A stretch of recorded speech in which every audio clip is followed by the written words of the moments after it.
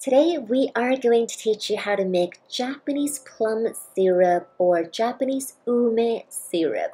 It is actually a lot harder to make ume syrup than it is to make plum wine because wine has alcohol in it. Alcohol can kill bacteria, thus the wine won't get moldy. Plum syrup actually makes a really great drink, especially during the summertime. A lot of people have trouble making plum syrup and their number one complaint is that they turn black. Today we are going to teach you 3 tricks that will guarantee your success in making Japanese ume syrup. First, you need 1 kilogram of plums. It could be yellow or green. And also 1 kilogram of rock sugar. First, use a toothpick to dig out the seeds of the plum. Afterwards, make sure the skin of the plum is completely dry. And then here's trick number 1. Put all the plums into a plastic bag and refrigerate overnight. Some recipes state that you only need to freeze for 3 hours, but just to be safe, we think that it's much better to freeze overnight. When you are scraping the seed out of the plum, make sure you don't scratch the surface of the skin. The skin has to be intact in order for the success of the plum syrup. Some people think that it's better to use green plums for the wine and yellow for the syrup. For this batch, I used half and half. Here is trick number 2. Disinfect your container thoroughly with alcohol. You can also use hot water, but it's best to use alcohol because you want to eliminate any bacteria. Choose a container that can be sealed completely.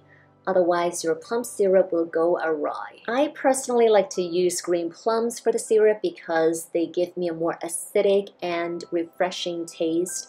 Others like the yellow plums more for the syrup because they think that it's more fragrant, so it's really up to your own personal preference.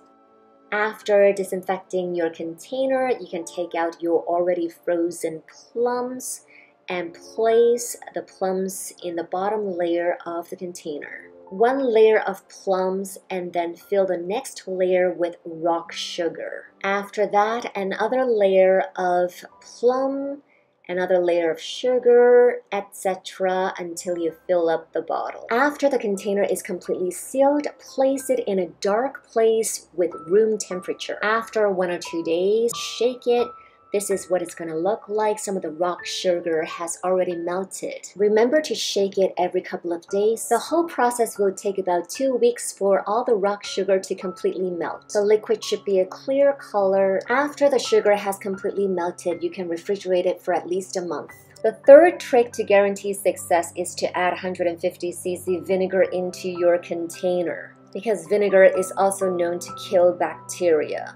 If you add vinegar, the final product should look like this. A little bit yellowish, but still very clear. If you have a dark liquid or moldy plums, then you have failed. It's interesting because weather really affects the making of the syrup. We did this once in Hong Kong. We failed because the Hong Kong weather was too humid. If you live in a humid country, it's better you add some vinegar to guarantee your success. I personally don't prefer adding vinegar because it could overpower the taste of the plum. Some of the more common reasons for failure are they forget to freeze the plums beforehand, or they live in a country that is too humid, or they don't have a dark place to store the plum sugar mixture. Hence, the plums can turn black very easily. If you follow our 3 tricks, then you will have a much higher, if not 100% success rate.